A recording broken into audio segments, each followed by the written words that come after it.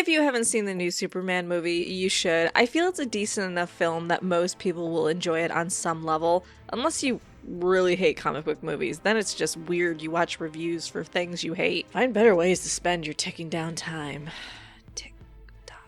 Superman begins 3 years after he has shown himself to the world, including the information that he's an alien. And this Superman is super trusting. Seems like he barely knows you and he lets his secret identity slip. Like Lois and him were dating for 3 months and she knows. Is his pillow talk revealing deep secrets? Everyone is going to know his secret identity 5 years into this job. As Superman, I didn't always believe his lines, or they weren't delivered in a way that I believed them, like him saying he can be mean sometimes. He just doesn't have the dopey Clark down. At least their speech. Physically, he does. There were the few lines that Superman did that didn't quite fit the mark and felt like they needed another take, or maybe a breath or two after he said it for it to sit for a bit. But I know Gunn is all about speed with his directing, so he probably just wasn't given that time. So is this the best Superman we've ever had? No. And I didn't think he was going to be the best going into this movie. Maybe in time, if James Gunn does the DC universe right, he will be the best Superman. But for now, let's just take it one movie at a time. I think he was a good Superman and an okay Clark. And I don't know if that's just because we didn't get enough Clark. The Daily Planet definitely wasn't featured as much as I thought it would be in general. I guess I'm just used to more office time with Clark, and we didn't get a ton of Clark in this movie. Though the Clark we did get, this actually was really impressive to me. I absolutely think this disguise worked. So when he's his normal Clark, he has that broccoli hair, you know, all the young kids are getting nowadays, which looks way different than when he's Superman and it's all greasy and slicked back, so that alone is a huge change. He's also really good at making himself unassuming. If I were inverse, I wouldn't make the connection between him and Superman. Though it is risky him interviewing Superman as Clark, because then you're going to start to look at the two and go,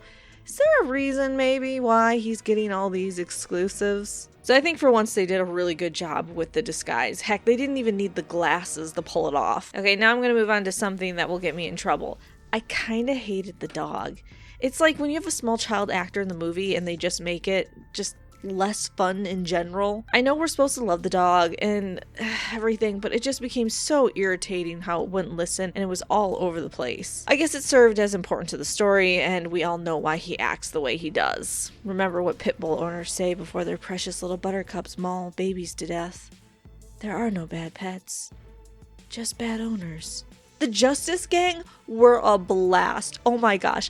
I love how they kept skirting around the name the entire time. It never got old for me. Nathan Fillion killed it as the Green Lantern Guy Gardner. Hawkgirl was great as well. I didn't really have a lot to say about her. She did her job adequately. I enjoyed her costume and her weapon and how she fought in battle. All three of them really nailed their roles. I don't have any complaints. Guy is the huge egotistical jerk he needed to be, using his constructs to be even bigger of an asshole. I loved it. Mr. Terrific worked way better than I thought he would. His chair almost looked a bit goofy, but it worked. Really, it worked so well. And the tea on his face was wonderful. I didn't think they were going to be able to pull it right out of the comics, and they did it. They nailed it. They also, and this is something I really appreciate, they had different temperaments and different personalities on the team. Sometimes when they just glob a team together, they all have this badass, I like to quip sort of personality, and in this, no, they each had their own little thing. And honestly, I'm all for corporations funding superhero teams in Gunn's DC universe. I think that is brilliant and can be exploited for so much content. The matching uniforms were just so cute. Though having a team besides Superman in Metropolis really shows how much it would suck to live there. They're constantly under attack by meta beings or creatures. Like when Lois was comforting Clark and out the window you can see the Justice Gang going at a monster, and Superman doesn't just join in because he knows they have it. I would definitely move out of Metropolis with the level of constant monsters. I could also deal with a future film showing how many heroes there are that have to divvy up work. Which does Superman answer versus which one did the Justice Gang go and do because they know they can do it alone? Imagine a city with tons of superheroes and living a day, seeing what that entails. What superhero group does what? Moving on, Nicholas as Lex I think was perfection. Him observing Superman so much he knew how to take him down in hand-to-hand combat was really good. It really showed how intensely he was scrutinizing Superman. He was also up Superman's ass so much he was able to recover a strand of his hair to clone Superman, which, what a huge shock at the end of the film, the fact that it was a clone the one that was beating him up. I did not see that coming. So super impressive plot twist, James Gunn. The engineer was fun. I enjoyed her powers. I like that she wasn't there just because she was,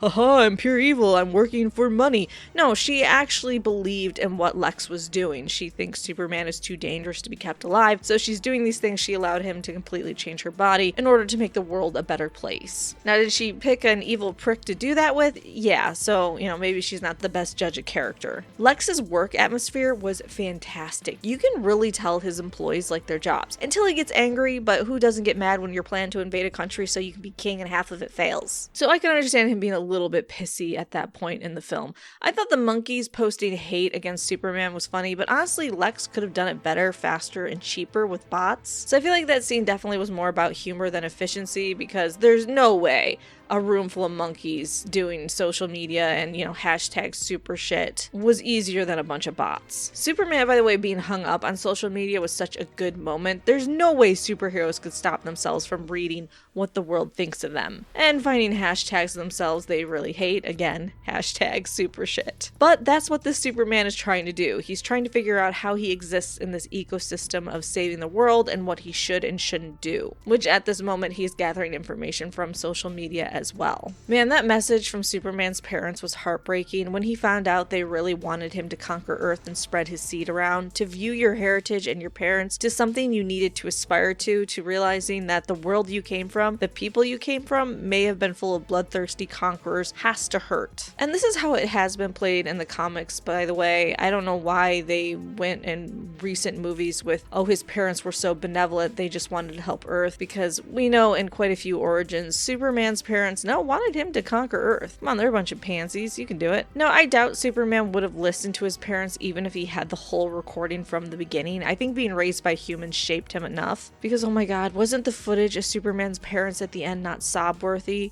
What a fantastic way to end the movie. Superman realizes who his real parents are and that they expect nothing out of him except for him to be himself. Lastly, I did not see a cameo with Peacemaker coming, but he does like to run his mouth about other superheroes. He's also James Gunn's baby. Supergirl was wonderfully cast, and I can't wait for her movie. Traveling to Red Sun Planet so she can get wasted and partied really drives home she's a teenager. I'm wondering how irresponsible she's going to get in any future films. So yeah, I really liked the movie. I think there were a lot of great points. There were weak points as well. I'm not completely sold on him as Superman, but I would give it an 8.5 out of 10. But like, subscribe, and let me know what you thought about the movie.